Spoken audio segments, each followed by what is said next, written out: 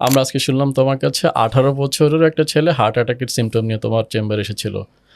40 বছর বয়সের আগে বুকে ব্যথা নিয়ে আসলে আমরা এটাকে হার্টের ব্যথা চিন্তা করতাম না।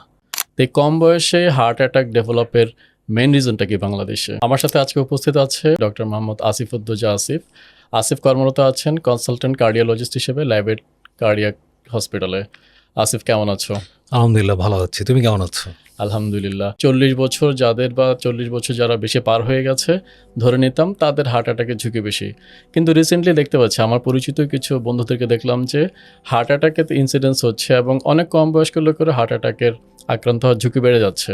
25 বছর, 30 বছর। আমরা আজকে শুনলাম তোমার কাছে 18 বছরের একটা ছেলে হার্ট অ্যাটাকের সিমটম নিয়ে তোমার চেম্বারে এসেছিল।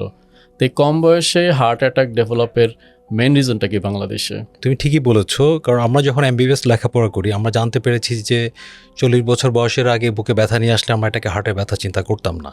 বাট এখন the scenery is completely different এবং এটা খুবই কমন, এমন না যে খুব রেয়ার।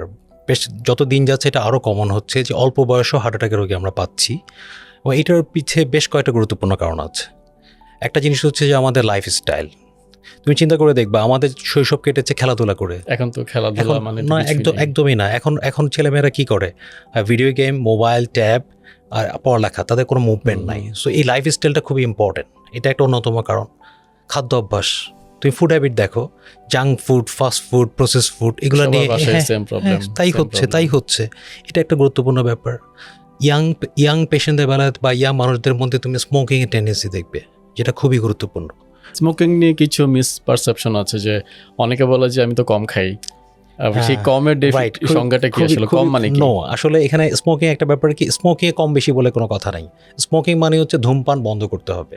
বন্ধ মানে বন্ধ যে আমি কম খাবো আমার কিছু হবে না ব্যাপারটা এরকম না, বিশেষ করে হৃদরোগের বেলায়।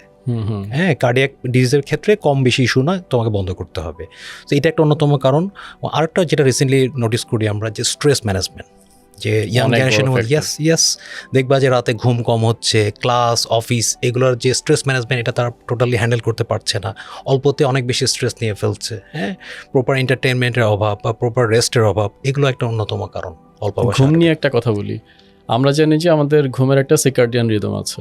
ঘুমের একটা নির্দিষ্ট সময় থাকা দরকার, যে রাত 11টা থেকে ভোর 5টা বা 6টা পর্যন্ত, মানে আমাদের শরীর এই সময় রেস্ট নেয়। অনেকে নিজে পারসেপশন ধরে নেয় যে সে সারা রাত জেগে আছে, হয়তো ভোর 5টায় ঘুমোতে গেল, ঘুম থেকে উঠছে দুপুর 3টায়, সে ধরে নিল আমি তো 9-10 ঘন্টা ঘুমিয়েছি। এটা কি আসলেই কাজে দেয়? না, আসলে তা না। এটা যারা এটা করে তারা একটা ভুলের মধ্যে আছে। সব কিছু একটা ন্যাচারাল টাইম আছে। বডি আমার নেচারের সাথে রেসপন্স করে। সো আমার যে ঘুমটা যে সময় দরকার, শুধু টাইমিংটা ইম্পর্টেন্ট না, আমার হচ্ছে যে টোটাল ডিউরেশনের চেয়ে আমি ঘুমটা কোন সময় যাচ্ছি সেটাও গুরুত্বপূর্ণ। বডি কখন রেস্টটা দরকার। আপনি যেটা বললেন যে, বা তুমি যেটা বললা যে আমার সার্কেডিয়ান রিদম, আমার ব্রেন থেকে যে ঘুমের জন্য যে কেমিক্যালগুলো রিলিজ হয় এটা নির্দিষ্ট টাইমে রিলিজ হয়। যেই টাইমে আমার বডির রেস্টটা দরকার সেটা হচ্ছে রাতের সময়। সো ওই সময়ের সাথে ম্যাচ করতে গেলে অবশ্যই সময় মতো ঘুমানোই উত্তম। সো স্ট্রেস অনেক বড় ব্যাপার অবশ্যই, এবং ঘুম যদি ঠিক টাইমে যদি ঘুম না হয়, অনেক ঘুমিয়েও স্ট্রেস কন্ট্রোল হবে না। এক্স্যাক্টলি।